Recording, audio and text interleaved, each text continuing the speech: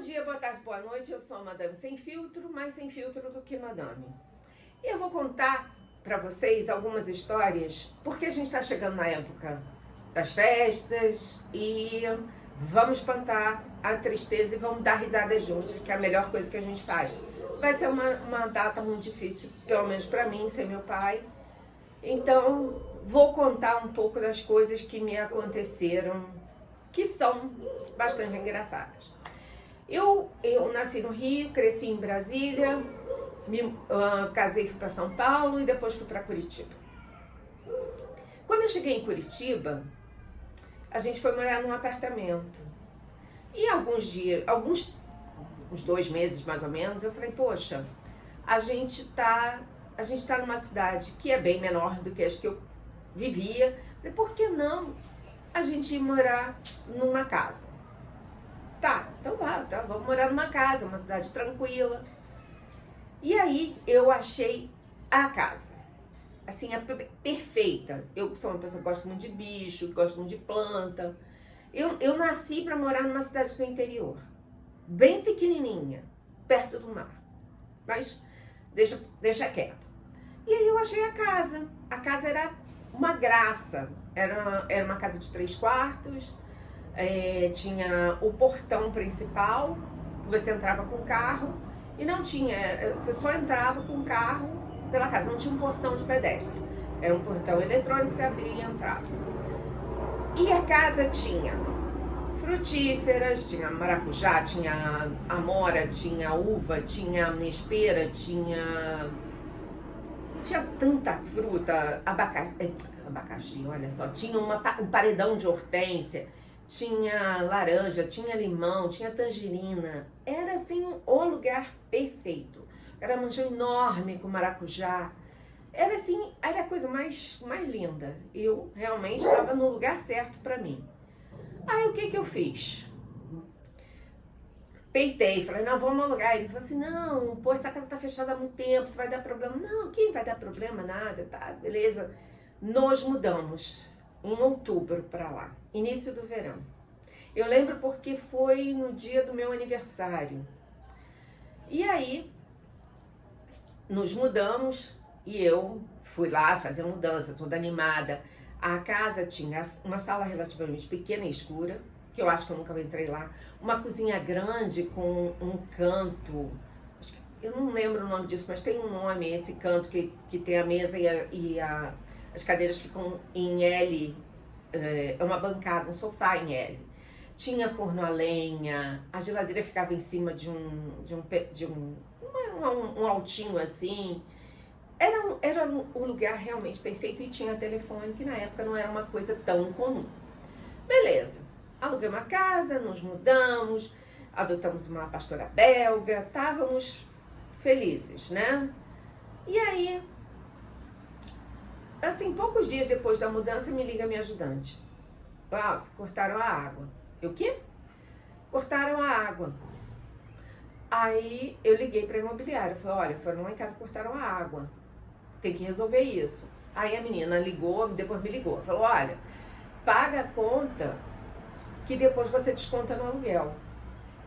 Aí eu falei assim, ok. O juros bancário tá tanto, não tem problema, a gente paga e desconta no aluguel com juros. Ah, não, digo eu, né? Vou financiar alguém, por quê? Porque ela é mais bonita que eu? Não. Então, a casa, ela tinha o meu quarto tinha uma banheirona, era muito legal. E o quarto das crianças tinha 2 camas e um lugar assim no fundo com uma escrivaninha gigante para eles estudarem. Era enorme, o quarto deles era maior, acho que do que a minha sala hoje, bem maior. Era bem grandão. Tinha lugar para brincar, era perfeito. E aí, eu falei pra moça, olha só, se eu chegar em casa e não tiver água, eu vou pegar meus filhos, vou estar embaixo do braço e vou para um hotel e vou te mandar a conta, porque eu não vou ficar em casa sem água. Não, a gente vai resolver. Resolver. Beleza, resolvido. 2 dias depois me liga de novo a Clarice. Assim, Glaucia, eu falei, meu Deus, tá vazando água por dentro do bocal da luz do banheiro. Aí ligo eu para uma imobiliária. A boia da caixa d'água tinha quebrado e tava vazando tudo. E aí foram lá e consertaram. Aí eu falei, beleza. Isso vai, uma hora isso tem fim, né? E aí, acho que passou uma semana mais ou menos, tudo calmo. Falei, bom, acho que agora foi. Me liga a Clarice. Gláucia, o portão caiu. Eu, o quê? O portão caiu. Então, o portão que tinha 2 folhas, que era automático, que abria assim, uma delas caiu. E era a única porta que separava a casa do exterior. A porta, e a porta, normalmente é a porta de casa, né? Mas eu não podia dormir com aquilo aberto, né? Clarice me esperou para chegar e eu chamei, liguei para a imobiliária e a imobiliária falou, ok, tá mandando gente lá. 7 horas os caras apareceram. Tiraram o portão e levaram. Deu 8, deu 9. Aí eu liguei para a imobiliária. Ah, a gente precisa pegar 3 orçamentos e não sei o que, não sei o que lá. Eu falei assim, olha só. Você manda eles virem e colocarem o portão. Porque senão eu vou largar tudo aberto aqui e vou embora.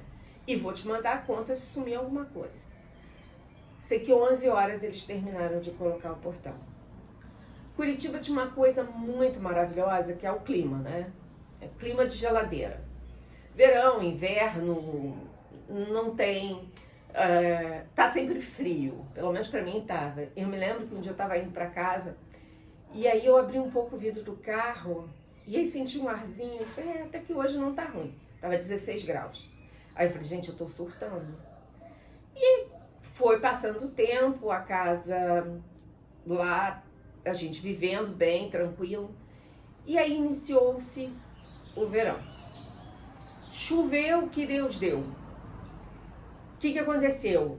Uma das vagas ficava na frente da entrada da cozinha. A outra ficava... Você tinha que entrar e voltar de ré por cima do negócio e entrar num cobertinho que tinha ali. Eu nunca fui muito boa andando de costas, né? Então, já viu. A grama virou lama. Virou um lamaceiro. A cadela preta tava marrom, você só viu os olhinhos. Acho que vamos ter companhia no vídeo. Fred e Maria devem ter decidido que vão começar a brincar. Então,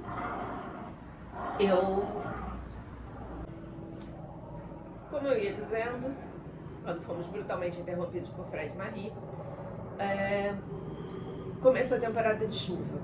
E aquilo virou um lodo. Foram 10 dias chovendo.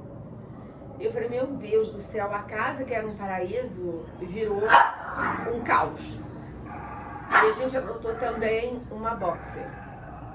E ela era bebê, então foi todo um processo de adaptação à casa e à chuva.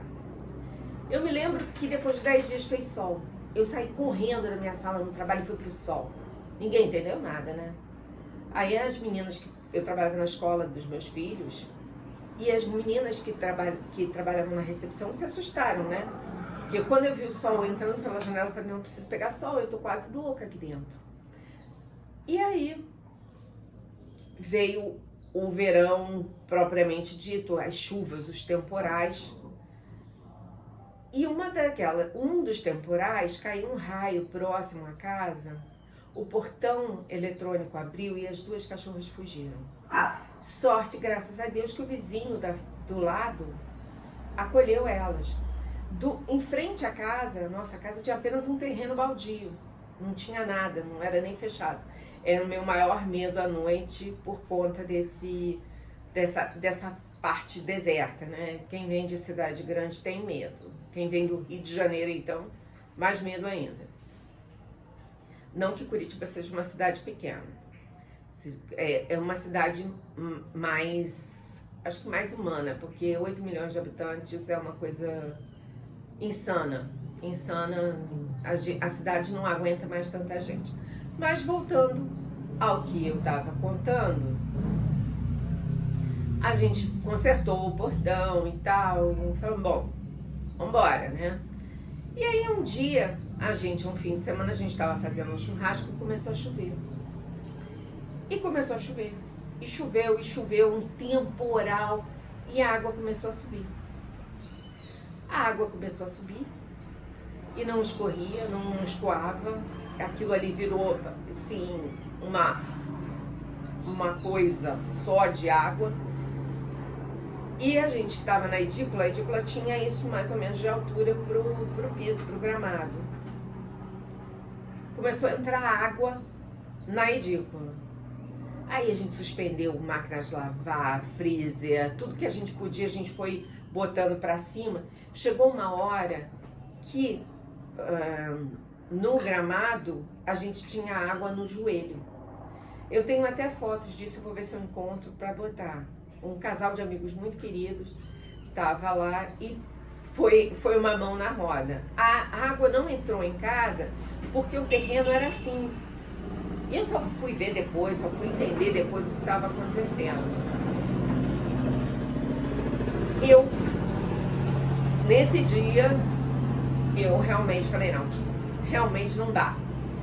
E aí, mas não desisti do sonho de morar numa casa. O que eu fiz? Liguei para a imobiliária no dia seguinte. Isso era um domingo, na segunda eu liguei, contei o que aconteceu. A gente tinha 3 meses morando lá. Aí ela falou assim, tudo bem, vocês saem, vocês pagam a multa. Eu falei, sem problemas, você me paga tudo que estragou da minha casa, máquinas de lavar, freezer, geladeira, blá, blá, e fiz um inventário enorme. Ela falou, não, então tudo bem, fica elas por elas, tudo bem que não tinha estragado nada, porque a gente estava lá.